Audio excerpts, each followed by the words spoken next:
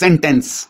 What is a sentence? अगर आपसे पूछा जाए सेंटेंस क्या चीज है, सेंटेंस क्या होता है, सो sentence is basically is a combination of words like phrase. लेकिन फ्रेज और सेंटेंस में एक बेसिक डिफरेंस है, और वो डिफरेंस ये है कि सेंटेंस में आपको हमेशा कंप्लीट मैसेज मिलता है, और जबकि फ्रेज में आपको मुकम्मल मैसेज नहीं मिलता। बाकी phrase is also a combination of words and sentence is also a combination of words. For example, the car is on the road, और सेकंड एग्जांपल है the boy is in the rain.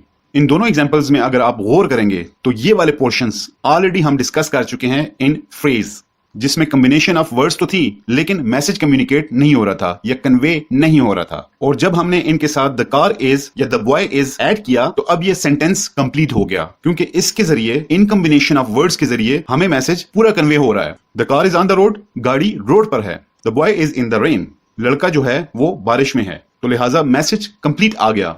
एक और चीज मैं आपको बताना चाहूंगा कि phrase can be a part of a sentence. जैसा कि आप देख सकते हैं कि वो एक जुमले का हिस्सा हो सकता है, लेकिन a sentence can never be a part of a phrase. हम इंशाल्लाह सेंटेंस को नेक्स्ट लेसन में इन डिटेल डिस्कस करेंगे, लेकिन मैं इतना बताता चलूं कि एक बेसिक सेंटेंस के अंदर दो तरह की चीजें होती हैं।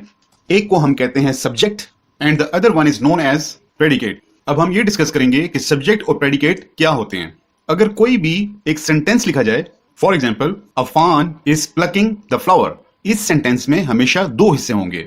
इवन कोई भी सेंटेंस हो उसमें दो हिस्से होंगे, एक होगा सब्जेक्ट और दूसरा होगा प्रेडिकेट। अब यह समझना बहुत जरूरी है कि सब्जेक्ट और प्रेडिकेट होते क्या हैं। Subject is basically the actor, the performer, the doer.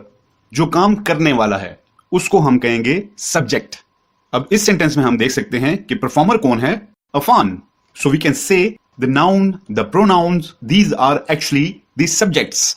ये सब्जेक्ट्स होते हैं, और इनके अलावा बाकी सेंटेंस का जितना भी पोर्शन बच जाता है उसको कहा जाता है प्रेडिकेट।